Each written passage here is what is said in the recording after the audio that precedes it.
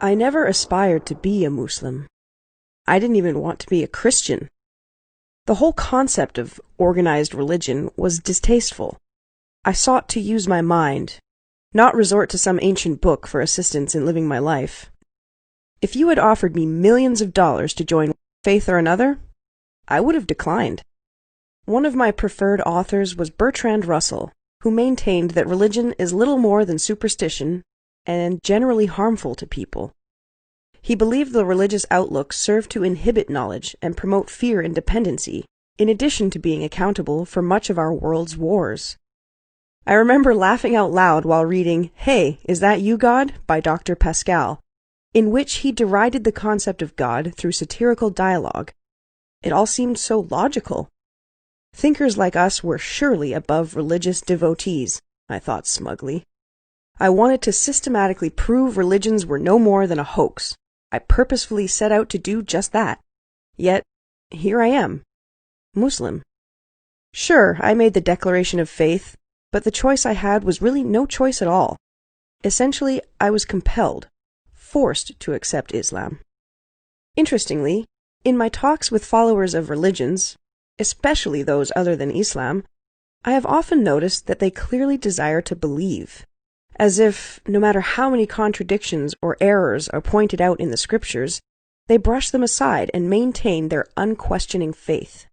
Rarely do I ever find that the scriptures themselves convinced them, but rather they decided to have faith, and then the studies began after that decision, if at all. They knew what they believed, either by having been raised upon it, or, like a friend of mine told me, Islam seems foreign, so I never looked into it. Personally, I never considered myself to be seeking God, but if I had, the last place I think I would have looked would have been in an old book, or a building, or a person. In actuality, this notion was not built on hard facts. It was an assumption. I had no evidence. When I undertook reading the religious books, I was not biased towards them, but my intentions were to look for flaws. This approach helped me manage to maintain a fair amount of objectivity.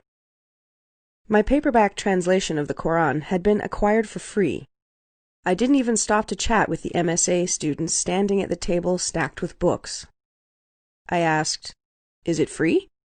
When they replied, "Yes," I grabbed one and continued on my way. I had no interest in them, only the free book to assist me in accomplishing my goal of debasing religions once and for all.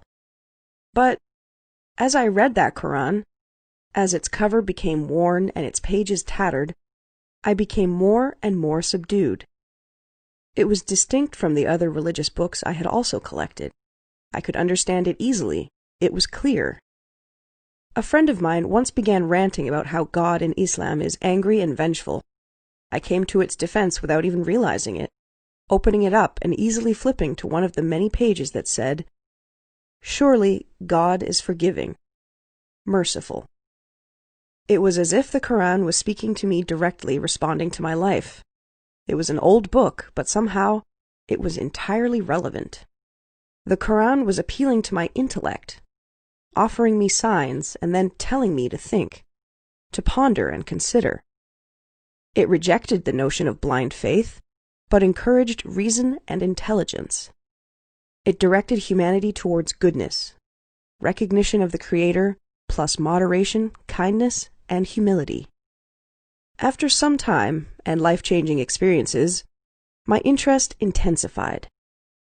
I began reading other books about Islam. I found that the Quran contained prophecies, as did many of the hadiths.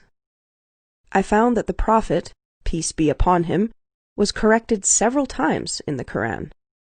This seems strange if he had, in fact, been its author. I remember the warm artificial lighting in my apartment, and the weight of the air on the night I read this verse. Have those who disbelieved not considered that the heavens and the earth were a joined entity, and we split them asunder and made from water every living thing? Then will they not believe?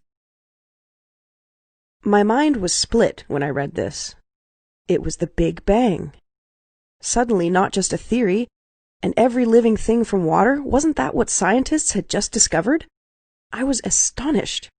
It was the most exciting and yet frightening time of my life.